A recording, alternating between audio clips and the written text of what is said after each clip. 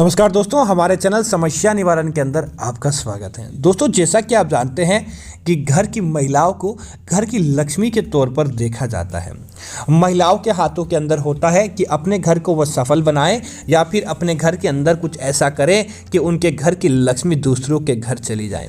क्योंकि दोस्तों, उनके हाथों के अंदर होता है घर की किस्मत को, अपने पति की किस्मत को संवारना। तो यही पति का दायित्व भी बनता है किस प्रकार अपने घर को अच्छा और रखना। दोस्तों, विष्णु पुराण के अनुसार कुछ चीजें ऐसी बताई गई है जिनके माध्यम से हमें ऐसी बातें पता चलती है कि घर की स्त्रियों को यह 5 काम भूल कर भी नहीं करनी चाहिए, अन्यथा हमारे जीवन के अंदर कई प्रकार के दोष आ जाते हैं और हमें फायदे की बजाय नुकसान होने लगता है। तो इस चीजों को करने से बचना चाहिए ताकि आपके जीवन के अंदर फायदा देखने को मिले, देवी देवताओं का आशीर्वाद मिले, न कि उनके क्रोध या नाराजगी का आपको सामना करना पड़े। तो बात करते हैं उन चीजों के बारे में ताकि आपका पारिवारिक रिश्ता अच्छा रहे, आपके परिवार के अंदर आर्थिक संपन्नता रहे और साथ ही साथ आपके जीवन के अंदर खुशियां बनी रहे। दोस्तों, तो बात करते हैं उन बातों के बारे में। सबसे पहला दोस्तों, लक्ष्मी माता की साक्षात बात है कि घर की महिलाओं को कभी भी खुले बाल रखकर रात को नहीं सोना चाहिए।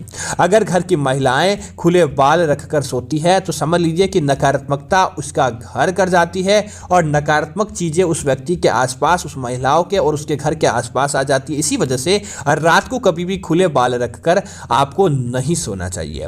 इसी तरह दोस्तों, कई महिलाओं की आदत होती है कि वह बातों ही बातों में कुछ प्रकार की चीजें होती है जो कि अपने घर के अंदर आप दूसरे महिलाओं को बातें बता देती है अपनी पारिवारिक चीजों के बारे में। इस बात का ध्यान रखें कि आपको अपने पारिवारिक जीवन की बातें किसी के साथ भी शेयर नहीं करनी चाहिए, चाहे वह अच्छी बात हो या बुरी बात हो। क्या पता किसका नजर दोष कैसा हो और आपके परिवार पर वैसी नजर दोष लग जाती है तो समझ लीजिए कि आपके जीवन के अंदर उल्टे दिनों की गिनती शुरू हो जाती है और देखते ही देखते आपके परिवार के ऊपर भी कई प्रकार के संकट के बादल आ जाते हैं। इसी वजह से आपको यह बातें भी नहीं बतानी चाहिए। अगली चीज की बात करें तो दोस्तों, इस बात का ध्यान रखें, कभी भी महिला हो या पुरुष हो जो वैवाहिक जीवन के अंदर बंध चुके हैं, पर स्त्री गमन या पर पुरुष गमन आपको भूल कर भी नहीं करना चाहिए। यह साक्षात वैवाहिक जीवन का और जो आपने अग्नि के समक्ष फेरे लिए उसका अपमान माना जाता है और ऐसी गलती करना साक्षात कंगाली को या फिर यम देवताओं को आमंत्रित करने के बराबर माना जाइए।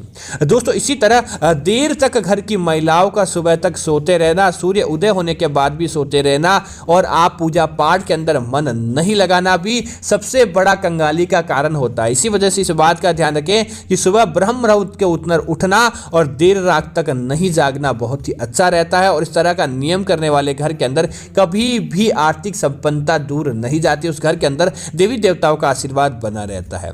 इसी तरह दोस्तों, कई बार क्या होती है कि महिलाएं पूजा पाठ के अंदर तो ध्यान देती नहीं है और दान आदि क्रियाओं के अंदर भी भाग नहीं लेती हैं। घर की महिलाओं को दोस्तों, पुरुष वैसे देखा जाए तो थोड़े कंजूस मिजाज के होते हैं, लेकिन महिलाओं के हाथ के अंदर शक्ति होती है कि वह दान दक्षिणा और पुण्य आदि करके अपने घर को रोशन बना सकते हैं। इसी वजह से आपको दान पुण्य का काम ऐसा करना चाहिए ताकि आपके जीवन के अंदर और आपके घर परिवार के अंदर किसी प्रकार का दुख नहीं आए। आपको दान जरूर करना चाहिए।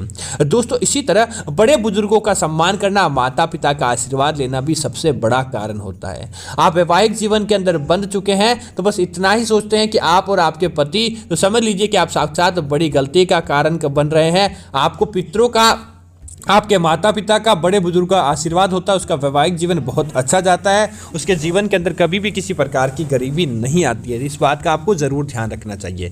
इसी तरह दोस्तों, घर की महिलाओं को संध्या काल के समय या ऐसे ही घर की दहलीज पर बैठना बहुत ही बुरा संकेत माना जाता है। अगर आप भी अपने घर की दहलीज पर बैठते हैं और वह एक रास्ता, आम रास्ता हो, चालू रास्ता हो, आना जाना लगा रहता हो लोगों का, तो ऐसे रास्ते पर बैठकर आप साक्षात कंगाली को या बुरी शक्तियों को और नकारात्मकता को अपने घर के अंदर आमंत्रित करने का कार्य करते हैं। तो आपको इस बात का जरूर ध्यान रखना चाहिए ताकि आपके जीवन के अंदर खुशियां आए, न कि नकारात्मकता आपके आसपास या आपके जीवन के अंदर देखने को मिले। तो दोस्तों, उम्मीद करता हूं कि यह जानकारी आपको अच्छी लगी होगी। इस प्रकार की अन्य जानकारियां देखने के लिए आप हमारे चैनल समस्या निवारण को सब्सक्राइब करें और साथ ही साथ वीडियो को लाइक और शेयर करना ना भूलें। धन्यवाद मित्रों। जय श्री राम मित्रों।